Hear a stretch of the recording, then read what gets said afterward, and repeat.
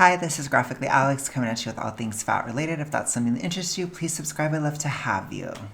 So, this is going to be really gay, but before I get started, I need to just make something kind of clear to a specific person. So, this is a really gay thing to do, and I understand that. But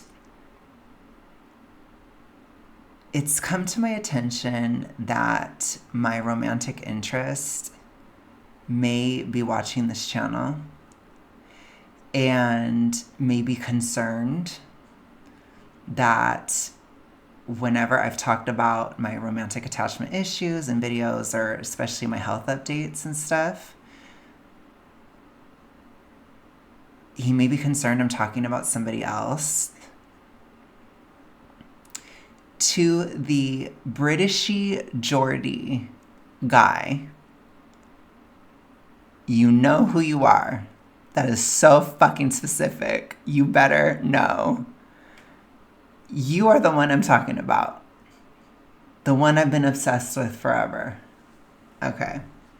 I just had to say that. It's really gay.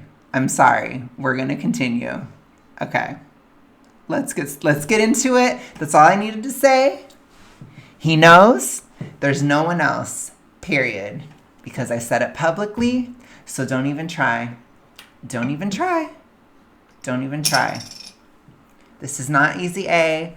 I am not Olive Pendergast. I'm not a fake hoe. Okay? It's just you. All right. Let's continue with that out of the way. You are completely being controlled by something outside of you at this point, and that's what happens when you don't eat food. Yeah, I mean, everyone got sick. Like, a lot of people got sick, and then other people just gained the weight in about a week and a half afterwards, and then some, and then found it very difficult to lose weight afterwards. These are designed to fail. The system isn't broken. We've said this about many different institutions within the United States and the West in general. The system is working exactly as intended. They get as many diet books out there as they can, as quickly as possible. As many influencers try and become the face of that new fad. And then when it fails, no one talks about the fact that it failed. We just move on to the next one. We never investigate, 20 different massive global generational fads failed one after the other after the other. We never talk about the kidney damage. We never talk about the fact that everyone's metabolism is now crashed. We never talk about the fact that the eating disorders are now the highest they've ever been. We just move on. That's not true. I don't think that's true. I need to see some citation of they're higher than they've ever been. I don't necessarily agree with that. Oops. I think it was actually higher. I think my estimation, which I need to do, but some research on it, was probably the highest in towards the 80s. But there was also a huge stigma on reporting stuff like that in the 80s. So I don't even know if we'd have numbers, but that's just my guess. But it'd be hard to convince me that it's worse now. I think that the fact that a lot of people are obese is not indicative that the TR is taking over the whole world. That's not true. You can become passively obese without having that problem. When you get to be as big as Aubrey, it's really not as likely. So yes, if we had everybody being super morbidly obese, then I would be oh my God, but that isn't actually the case. As Gen Z would say, that's not, that's not Jameela. It's not. We're doing it again with the fucking weight loss injections.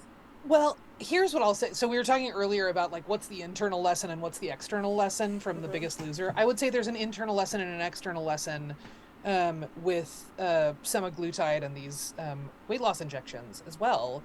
I would say blood sugar management injections for diabetic people is what they are designed to be, right, as you noted.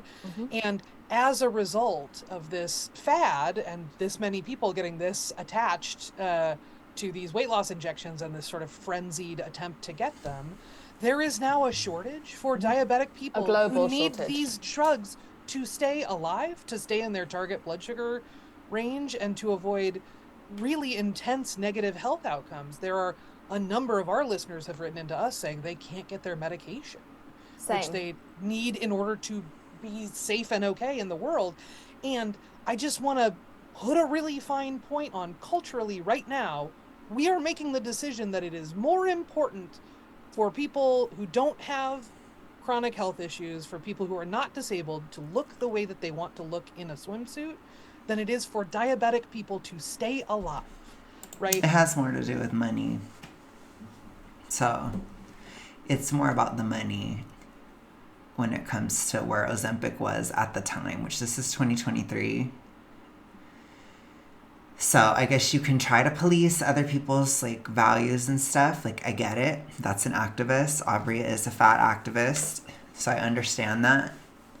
She's trying to guilt the public or shame the public for using a drug that is more so for diabetes, which, again, a lot of people were doing that at the time. So it is what it is. I think the drug is more in supply. I did have sympathy for people who are diabetic or who really needed the medication that were missing out on it at the time because of the craze. But it has to do with money. So when there's a supply and demand issue, whoever will pay more will get it. That's basically what happened there, Aubrey. Like, it feels really worth noting that there is a core moral question here as well, both our own bodily safety, both doing what is, you know, right for you and all of that kind of stuff, and also it is creating ripple effects for people who don't just want to lose some weight quickly, right? For folks who need this as like a crucial part of their daily or weekly health regimen. I've spoken about this constantly online. Every time I bring up these fucking injections, I bring up the fact that we'd have not just a shortage in the United States, a global shortage we are now seeing of this medication because people can buy it off prescription for $1,000 to $1,500. So then it also creates this weird like wealth gap issue where the wealthy are being able to take this from people who have health issues who can't, even if they were able to access it off prescription. People who are diabetic who desperately need it to survive, they can't afford to, and the price is being slowly jacked up. We're going to see the after effect of that in the new year, I think, when the price goes up even further for it and people can't afford it on their fucking copay.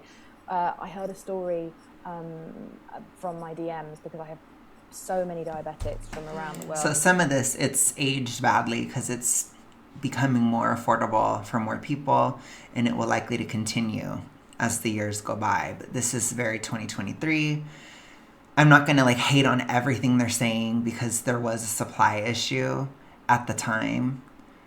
And like I said, I didn't agree with it either. Like, I felt like somebody who is diabetic should have been prioritized at the time, but it has shifted. It's kind of no longer relevant.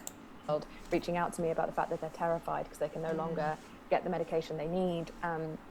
They were saying that this woman said that her husband went to pick up his after months of waiting for it from the pharmacy, and the two girls working at the pharmacy asked him if they could pay him $1,000 for the pens, for the injections. Now that is really fucking disturbing and something that we're seeing everywhere. We now have estheticians hiring nurses who are able to give out prescriptions. So loads of nurses are leaving like other jobs to be able to go and get high paid jobs at estheticians where they can write prescriptions for these fucking things that are designed for people with diabetes. And somewhere I want to kind of circle back here, slightly tangential, but I think you'll be able to follow So me. I will say it did hit the TR very hard. But again, within the toxic ritualistic world, which I need to explain that because a lot of people ask, the TR is the toxic ritualistic. It has to do with E, by letter D, any and all of them, but we tend to focus on the one where you're doing too much on this channel. So we tend to focus on the fatness issue, which is very relevant to that. But basically, this hit that TR world hard. And there's always trends within the TR. The current trend is Ozempic. So everybody has an E5 letter D is talking about Ozempic right now. It's still happening. It's the current wave. And that's basically what it is. That's the most important topic of discussion within the TR. It's every single person in it. It's like, you would think it was a religious debate. You'd think it was like, you know, something that just hit the cult, basically. So they have to all make a decision. The clergy of the TR has to come together, and they have to make... That door just blew open and scared the crap out of me. They have to make a decision. By the way, that horrible storm is going on. It's kind of freaky. I don't like the wind. It's scaring me. Anyways. It's not even that cold here. It's going to be like 50 or something tonight. It's not even cold. It's not even cold. Oh, it's 43 degrees. Fahrenheit. Ooh. Fahrenheit for my Britishies. So you're going to have to figure it out. For everyone else. Because I'm America. It's 43 degrees Fahrenheit. It's not even cold. But it'll be cold tomorrow. Anyways, I don't need to break that down. The point is, it scared me. The clergy of the TR has to come to a decision. And the decision is this going to be the favored method or not? And so everybody that has it, they all have to weigh in. And that was what was happening in 2023. There was like a fervent, like, oh my gosh, you know, the TR, we have to have a collective meeting. And it looks like the TR decided to run with it. So we're still in full-blown Ozempic TR craze, basically. And people who are not in that, they don't understand it. You know, they don't. They don't understand what the obsession is with Ozempic. I can tell you what it is. It has to do with people that have this psychological issue. They were obsessed. They're still obsessed. That's all they talk about. Every fat activist, they're just broken by Ozempic. It's all they can talk about. And they depend on it. It is their savior. It is their angel of death. It is both. All in one is everything all in one. It is all they can talk about. They cannot talk about anything else. It's all I've seen. I've been reading articles since the start of the year. Everything is about Ozempic. Every single thing. They have nothing else to talk about. Virgie Tovar, her whole life is dedicated to Ozempic, basically, at this point. So it is definitely the TR trend. So from here on out, I think it will last for a while. Probably lasts 5 years or something in total. Probably lasts as long as keto did.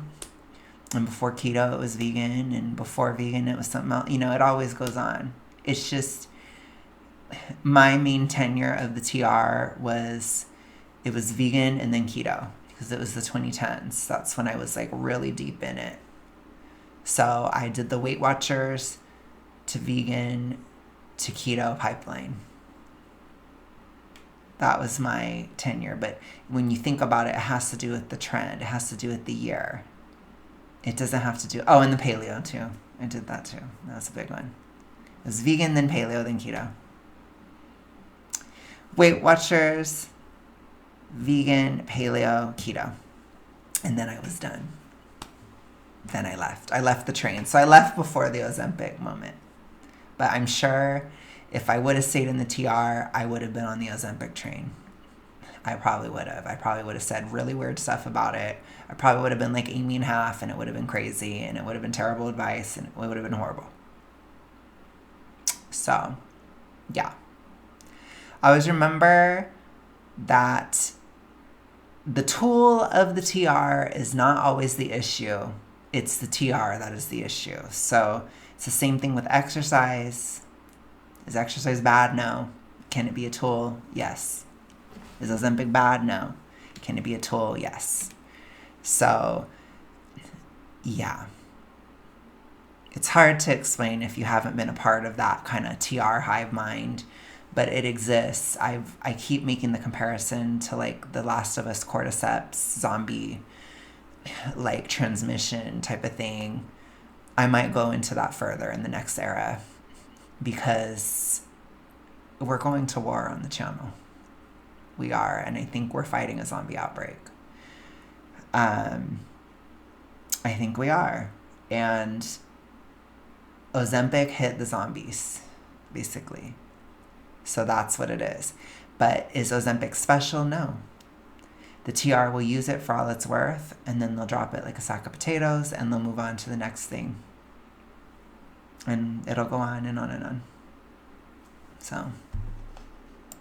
Here is that something you and I spoke about privately of our frustrations was that during the pandemic, obesity, quote unquote, obesity was used as like a huge flare signal in which we were told obese people are responsible for the pandemic being as widespread as it is. They are the ones dying the most and the fastest. They are spreading it essentially because they are susceptible to actually get it. So I don't know if I heard that fat people were spreading it more than other people. I don't think I heard that. I think it was kind of like people are asymptomatic. It spreads, blah, blah. People who are obese, they have more of an issue. They're going to the hospital more often. It's more of a risk. It was a huge risk for me. I had to stay home and stay safe. It was very horrible. And I knew I had to because I was very unhealthy.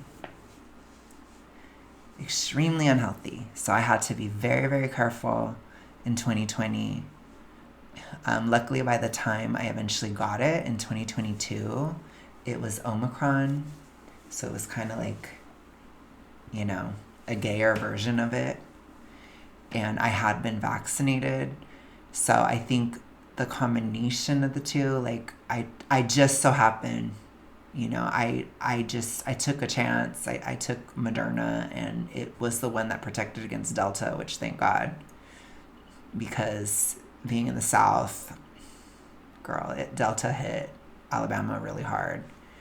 And I was not that healthy. I was kind of like racing against the clock because I had to get out and stuff in 2021. I could not be locked. I almost said locked up. I couldn't be locked down. I couldn't do that anymore. After 2020, I was like, no. I was like, I'm holding out to the vaccine. After that, it's time to get back to life, period. And to be honest, I got back to life a little bit before that. But it was like, I got to get out there. Like, I can't do this anymore. And so I was kind of like racing against the clock in 2021. It was tough. It was scary, but like I said, I happened to choose Moderna. It just so happened to work against Delta. And I was fine. I didn't get it until Omicron. And I was fine. I was really sick because I was not well by 2022, but I wasn't dying. So by the time I did get it, it's like the virus was weaker, I was stronger. And I just coughed for 4 months, and then it was done. So it was the worst fever ever. Horrible. And then I don't think I've ever had it ever since. I did get sick a lot in 2024. I don't know if I had it then. I don't think so, though. But I think I just got sick all the time. I think my immunity just went to crap when I was morbidly obese. And I just got sick all the time. So that was a weird thing in the tortured era. But yeah, I think they were just colds, basically. And yeah, been in the clear ever since. So getting the virus.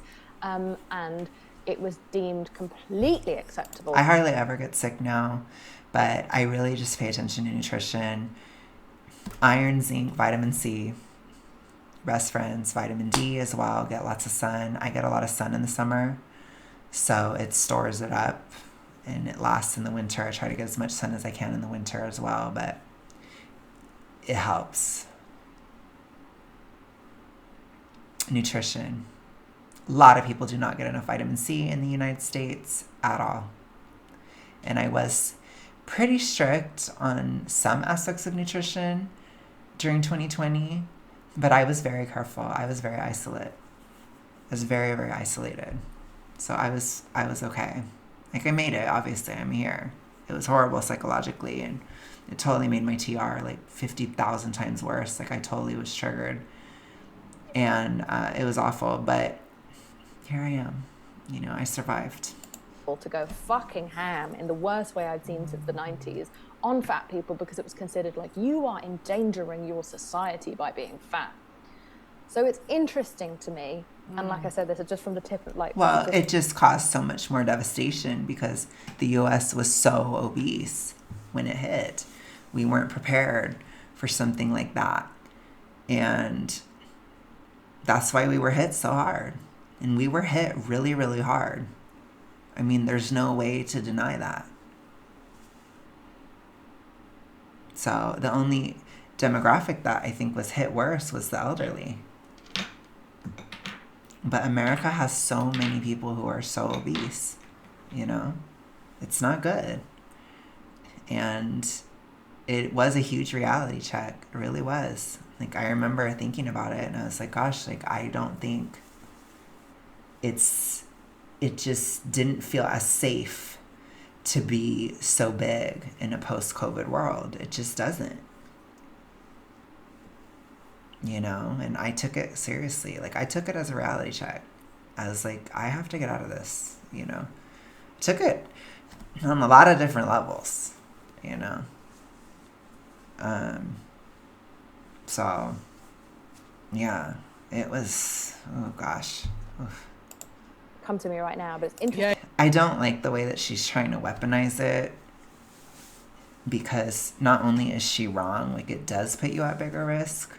Obviously, especially when it's breathing related, and I was already having breathing problems being as big as I was.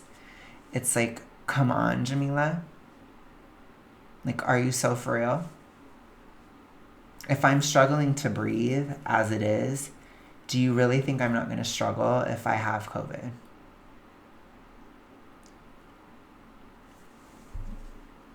Yeah. That moral argument existed, that don't endanger others. Mm-hmm. And yet that's absolutely fine when it comes to weight loss. We can endanger people's lives. They can die from a lack of diabetes medication because of our pursuit to be thin. And there's no fucking eyebrows raised about that. And yet being fat was deemed, specifically in the last 2 years, as no longer just a danger to yourself, no longer just promoting obesity, which we'll get into. You are literally endangering the well-being, health, and life of your family. It's wasteful. It's wasteful. It's wasteful to you, it's wasteful to society, it's wasteful to the planet. It is wasteful. There is no real justification. It's bad for you financially. It's bad for society financially. It's bad for the planet. It's wasteful.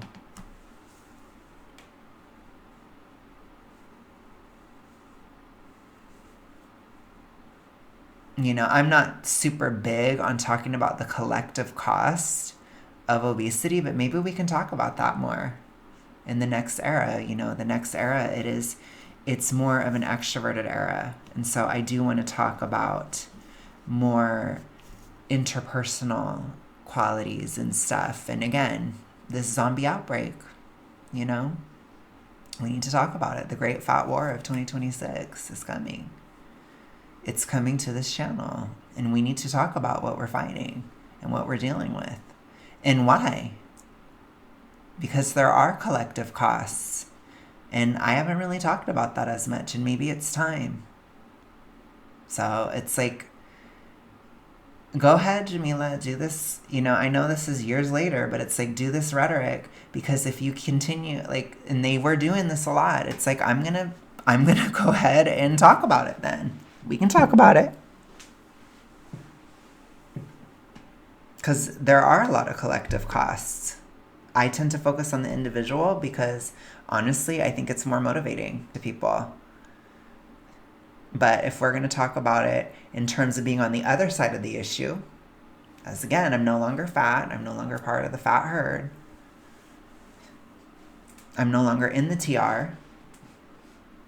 I'm outside of it.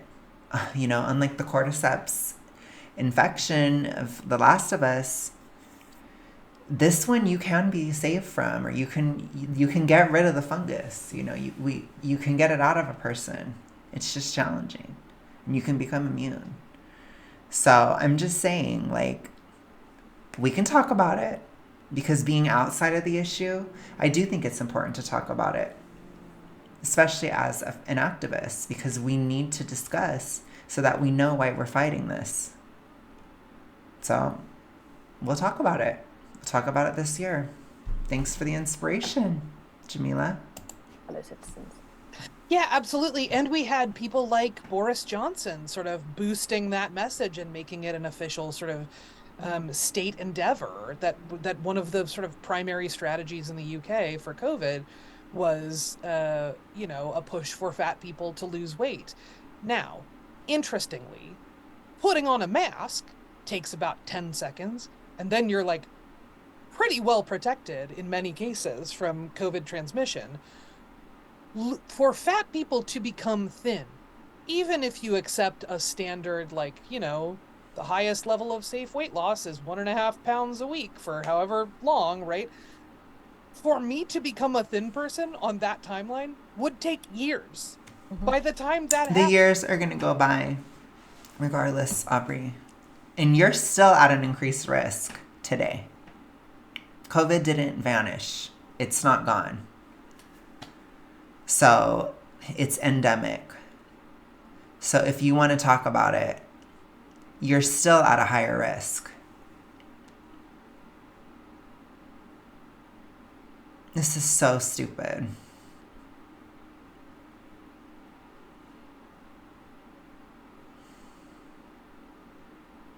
It is so dumb. It's driving me nuts, actually. This is actually horrible. COVID will be a completely different sort of beast, right? In our public imagination. It is utterly absurd to be like, we have a pandemic happening. Yeah, and it'll be more years of you being bigger, so you'll weaken even faster, even more over time. Even if the virus isn't as strong, you're not getting any stronger, Aubrey.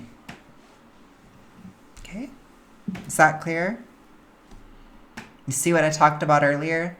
With me, the virus was getting weaker and I was getting stronger. And luckily, I lucked out with Delta.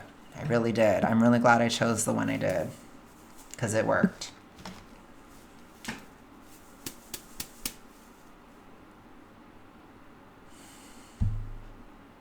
Right now, quick, everybody, do something that might make a difference in 5 to 10 years and has never been shown to actually function as a population level intervention, right?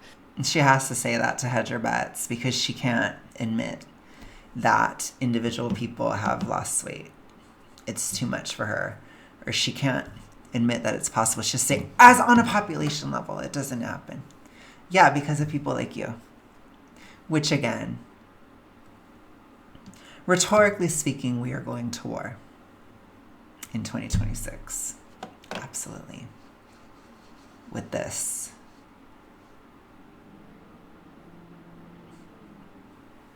If we understand the TR, we can fight the TR collectively too. Because it is a collective issue. So it's not just an individual issue, it's also collective. So we can fight it collectively. I'll take the challenge. There is no jurisdiction, there is no municipality, there is no country in the world that has reversed its rates of fat people. There are no fewer fat people in any country in the world. And you are just reveling in it. But we'll change it. Don't worry, Aubrey. Challenge accepted. The world right now than there ever have been, right? No one has turned that around, and that also feels worth lifting up here. As a public health intervention, it makes zero sense to propose that this time we're really going to do the thing that we've never done, which is make everybody in the population lose weight. Like, we just don't know how to do that. It's very absurd, and it really... So just give up. Don't ever think about it. If we don't know how to do something, it doesn't exist. If we can't think of a way right away, then there is no way. It doesn't exist, right? Right, Aubrey? That's so imaginative of you. It's really creative. Honestly, it's really hopeful. It's really idealistic. It's really giving, like, hope for a better future. Wow, Aubrey. I didn't realize you were so idealistic.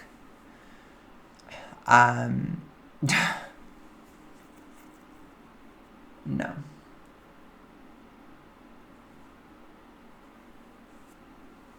No. Rejected. Really felt like the amount of anti-fatness that was sort of reactivated and kicked up during the pandemic really led back to a bunch of very old, weird, dusty kind of ideas about fatness and fat people, right? The amount of hand-wringing about the irresponsibility, the perceived... It's so funny. They're so weird. They always talk about how the past is so crazy, and then now they're like, the past was good, and then they're like, they have such a disordered relationship with the past. It's like it just depends on the moment, or it depends on... And I think Aubrey was more... I think she was more confident at this point. I think she thought that they could turn it around. But fat acceptance has continued to crater as the years have gone by. It's kind of crazy when you think about it. I mean, I do think we're at an important moment in terms of the culture. But again, the culture has not translated to material change. Like, obesity is still really high. We're still not quite there. Again, I agree. A lot of you guys were talking about it when I did my video about the progress of the movement. You guys were saying, well, my weight loss wouldn't be counted, and this person wouldn't either, and we need more metrics. And I agree. We need to track it more. And I think that the years will pass and we'll get more and more data as time goes on. But it has plateaued, but I want us to do better than that. I mean, technically, it even plateaued in Gen Z, too. 18 to 29. It's just barely tiny, but it was like that 1%. So that's something. It is a start. It shows more of a trend of plateau. I think it's kind of in like a margin of error type of vibe, but it does show that it is at least slowing or plateauing, and that is major. That's a big deal. So hopefully we can turn it around before a lot of people are unalived, because that's where we're headed. But okay, Aubrey, we just give up, right? You're just like, well, we don't know how to do it. So, just let childhood obesity just balloon out of control and just go for it and don't care about anything or anyone, and just hope that it all goes on when kids are dying before their parents. I guess. We'll just hope it all holds together somehow, Perceived irresponsibility of parents who, quote unquote, let their children get fat was a big part of that, at least as far as I saw, right? In terms of COVID coverage. There were just all of these like really regressive, weird ideas that are directly counter to what we know scientifically and directly counter to most of our stated... How does a person become fat then, Aubrey? Like, I would love to ask her that question and hear what she has to say. I think it would be wild. I think it would be a wild take. Values, right? Like, it is a deeply weird thing to look at a fat kid and then point to their parent and go, they're your fault, right? Like, what a weird response to an adorable child looking at you, right? It is remarkable to me how quickly folks just latched right back on to some of the stuff that folks were maybe starting in little ways to let go of. It really... Well, that's just it. I don't know if they were letting go. I think they were being forced to let go because of the rise of people like Lizzo and because of the, like the curve coming back, and also... At least Jameela admits it, I guess. I don't know. Gosh. The rise of more ethnic minorities in media, a lot of whom happen to be more curvaceous and certain allowed areas, always with a small waist for some reason. But I'm not sure that people actually were genuinely changing their minds. I mean, hopefully they were. I would like to hope they were. But I feel like a lot of people just felt like, similarly with race and with gender, they just weren't allowed to because it was being so societally accepted. And people in positions of power were no longer using this garbage rhetoric. Yeah. So it's almost like when Trump came into power and suddenly everyone was like... I think it's more like when it comes to this issue, again, they're trying to lump it in with all of politics and whatever, which they're going to do that because, again, fat acceptance cannot stand on its own at all. But when you look at the actual, like, body positive or whatever, it has a lot to do with where people are at. Like 2020 in particular, it was just a time when a lot of people put weight on. So it's like they forget that when it comes to this issue, it is individually based first. It is. So the person who is fat will be more likely to want to take part in body positivity or whatever versus the person who is no longer fat or the person who never was. It's just different. And again, they don't like to admit this, they don't like to accept this, but fatness is mutable. It's extremely changeable. It's a totally changeable trait. So it is very different than trying to lump it into other stuff. It doesn't work because being fat is a choice. So if a choice is made, then there's criticism of that choice. It happens. When we make choices, people criticize it. For example, if somebody chooses to have kids or chooses not to have kids, people will have criticisms for that choice. Why? Because it is a choice. Same thing with being fat. It is a choice. So people have something to say about it. And that will always be there. It is what it is. But okay. Like, ripped off the mask and was like, ha ha, we've been racist all along. It feels as though this has just unearthed the fact that fat phobia never really went away. It was just being tolerated because I don't even think it was that. I think it was just, it was a total social media bubble. It's that you were in a social media bubble. And I think the algorithms changed, the platform changed. It went to TikTok. So, and then you started to see it differently. Because for a while there, at least, a lot of algorithms were extremely insular. And that has started to shift. I think, again, Gen Z is just changing it. It's different now. Millennials were just very polarized. So our algorithms were extremely polarized, and it was easier for them to deal with, or easier for them to kind of just be in that little bubble. But then that bubble started to expand, and it started to hit reality in real life, and people started to say weird stuff like, you should fight with your doctor about weighing in and stuff like that. And people were like, what? And it just never worked. And then they did try to convince people, but not very well. And there was already quite a fertile ground of fat acceptance in the United States from a cultural perspective, but it's like it wasn't good enough. So we have to push it further. We need to be even more accepting or something. I don't really even know, because I mean, the US, as far as fatness, it's as good as it's ever going to get. And it has changed now. Like, I will admit, I do think 2015 to 2020, it was a twinkle in time. It was a moment. But it also failed. And reality struck really hard with the panini. And that was it. And I don't think it had anything to do with who was president. Because Obama was a part of that.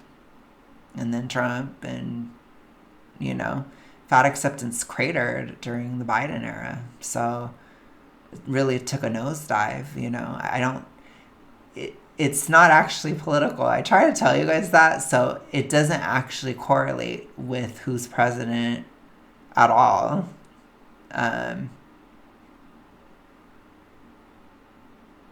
So I don't know. Like, if anything, fat acceptance, it surged in Trump's first term. and it's totally cratering now. So it kind of shows me, at least, how independent it is of politics. It's not really political. But again, we can still talk about collective costs. It is still collective too, you know. So we can talk about it. I feel like they're challenging me too, and I feel like the next era is a really good time to talk about it. So we can do that. Came back. Yeah, and I would say, I don't, Because you'll also see too, it's kind of happening globally. It's just not it. In most parts of Europe, it was never it. Period. There's like a little bit of a splash in the UK right now, but it's like fat acceptance has fled the US, and it's going to the UK and like the Commonwealth countries, especially. It's trying to really take hold in the UK. I've told you guys quite a bit. You know, I'm a pretty well-versed American when it comes to Britishiness. It does not really mix at all. Not that I'm trying to give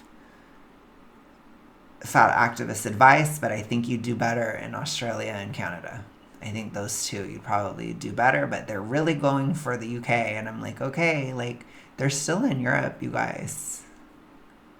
Like, still Europe, you know. I don't think it's gonna take, like, it's just not really, it's not really a European thing. It's just not. It never really has been. You know, I mean, I think the only place that would probably be worse to try to make it happen would be like, you know, South Korea or something. Or like East Asia. Most of those countries absolutely cannot. There's zero tolerance of fatness at all. So that would never happen there. I think I saw something where they were kind of trying in Japan to have like a fat acceptance moment, but it obviously did not. That was years ago, and it did not happen. But I don't know. Maybe it's changing now. If you guys know about that, we'll need to talk about that for sure. Because I do remember like a news story. I think Michelle McDaniel covered it, where she was talking about Japan. But that was a while ago, and I don't think it took root. So I'm like,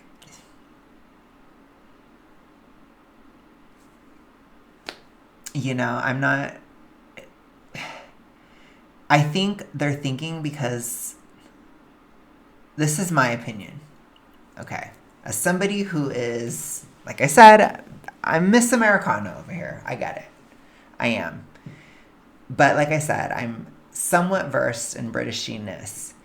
And what I will say is, to a certain extent, or in certain ways, British people are not as direct as American people. And Americans are especially emotionally direct. And the TR functions on emotionality, which I know this is so weird to say, but it's essentially, by American standards, British communication is kind of colder emotionally. So it's like, if you're not yelling at somebody for being fat, then you're okay with it. But a British person is like, they're very likely to be like, you know, there's that stereotype where it's like, you bump into them and they're like, oh, I'm sorry. Or it's like you make their tea wrong and they'll just act like it tastes good still, even though they're horrified. So the emotions are not always there in the way that it would be in America, where it's like in America, if you made somebody's coffee and it was gross, they'd be like, ew, this tastes like piss. You know, or like, oh, that smells like it would just be an instant, like, emotional reaction.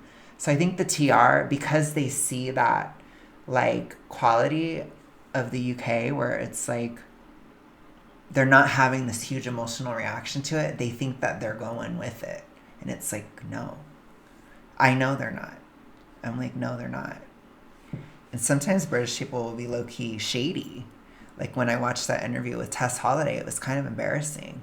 Honestly, I'm like, oh my gosh, that's kind of scarring, because they were like kind of shading her And she didn't even recognize it. But it's because, again, sometimes people, even like between the US and England or Britain or whatever, you know how I am. I just use it all interchangeably. I know you guys understand. I know I probably should figure it out since I talk about it. But when you look at it, there, that kind of like I said, it's that emotional quality. That's what it is. Look at how I talk. I'm Americana. I'm Miss Americana. I talk so emotionally. British people don't talk like that. And the fatness, the hypohaze, all of it, they don't get it. Now, Jameela, she's in the TR, so she understands. I feel like a TR person, it's like international, you know. The zombie outbreak, it's all over the world. So I feel like that's why she gets it, but she's still not talking that emotionally. And a lot of you guys in my audience, you're seeing her as being really shady or like competitive still. So it's like, it's interesting. To me, I don't see Jameela as being competitive with Aubrey, but I see her as being competitive with other thin women, or being competitive maybe with other people in her industry. Like, I do see the competition, but I don't think that she's being competitive with Aubrey. But she is being competitive. That's how I see it. Because to me, she's trying really hard to be cool. That's how I see it. Like, she's kind of like, I'm so about it. I know what to do. I know what I'm saying. Everybody else, they don't know shit, but I know everything. That's kind of the tone that she's giving to me. So it is competitive to me. But it's like, I'm a thin woman that's with it. Like, I get it. And it's like, yeah, you do. You get the TR. It's not anything to be particularly proud of, from my perspective. I'm like, yeah, you get it, but you maybe get it a little too well, or in a way that isn't great. So I don't know if all that made sense, or if I just sound like dumb because it's really cold, or I feel cold in here and my brain might be starting to turn off. But yeah, that's what I'm seeing. I don't think there's any confusion amongst fat people that anti-fatness never went away, right? I would say it's similar to, there is a lot. Like, even look at how emotionally Aubrey talks. I think this is why it's thrived here. I'm like having realizations. I'm getting downloads because look at the way Aubrey talks. There are a lot of headlines right now about like, oh no, we're going back to thin is in, and that's going to be terrible, which I think for folks who are within reach of being considered thin people, that would be a really heartbreaking and hard thing. For someone my size, thin has never not been in.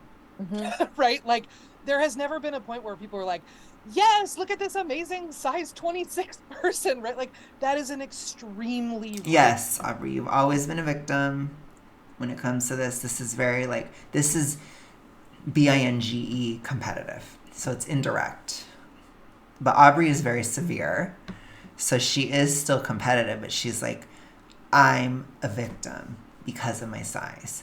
I've been through so much because I've been this size. And that's what she uses to fuel the cycle. So that's what you tend to do, because within the TR, there's such a hierarchy. It's like insane. And people don't understand that. But it's so, if you guys are in it right now, let me tell you, as somebody who left, it's so fake. It really is fake. It's such bullshit. Most people do not care that much.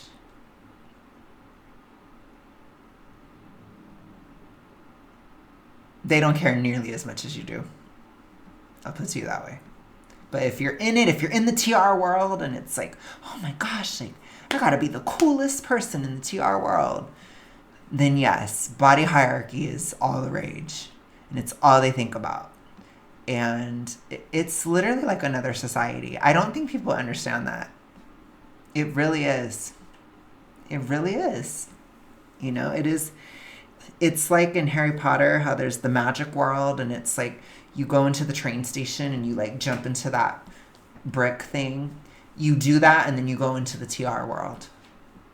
Like it just exists. It's like it exists right there, right under society. But it is like a massive, like, I need people to understand it is such a minority of people, but you just, I don't know, the zombies find each other, you know, they communicate with spores. I don't know what to tell you. It's very real, though. And you see it sometimes, like when Leo Skeppy talked about clothes or whatever. The whole TR world just, like, freaked. It was a moment. And it happens sometimes because people that are not in that, they don't understand it. Like, I understand it. I understand it through experience. So I know when I'm stepping on the toes of it. And I do have people get upset with me when I do. But I purposefully step on the toes of it because I'm not in it anymore. And I'm trying to show you guys how to not be. It's bullshit. It's total fucking bullshit. Like, all of it is. So it's like, yeah, if you downsize, you can maintain. That's a big one. Same thing, if you upsize, you can maintain. You can do it. And most people that are normal, they're like, what? Like, of course you can. What? If you said that to the zombie underground, they would attack you. And again, it exists. It's there. And it's just wild. And people don't understand it a lot of the time. So they're like, what the hell is this? You know? It's like when that one woman on TikTok, when she was rejected for being fat or whatever. And she was like, I called it at the time, like she was dating and she was rejected for it or whatever. I called that like a fat acceptance urban legend come real. Like it was like something that everybody has felt in the TR, and then it happened to her. And that's why it went viral, because the TR like pumped it up, and then they all use it to fuel their cycles and stuff. But to your average person, it's like, well, she was just rejected. Like, people get rejected every day. And it's like, yeah, you're right. But to the TR, it's like, that's my biggest fear. Oh my God. I'd show up. The guy would think I was catfishing. Oh my God. Because it's like a TR fear. That's not to say if you have that fear, you're in it. But I'm saying it's that ferventness of it, that like obsessiveness and like, oh my God, and like we gotta like make this the biggest news story that ever existed. And I think the kind of like the guy that I reacted to, he was like a super red pill person type of guy. Like, he was a horrible activist. He's horrible. But I think he was TR too, because he was talking about like how it's so unattractive if a girl wants to eat and stuff like that. And I was like, oh my gosh, you know?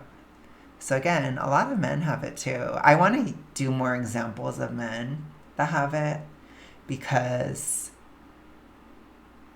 it's not shown enough. So I'm going to try to do it. So I got my focuses. I feel like this episode, I'm getting a lot of like assignments for my next era, because we need to show more men. Where are the men? I'll find them. I'll show you. But anyways, you guys, I'm going to go. Thank you guys so much for watching. I will talk to you guys later.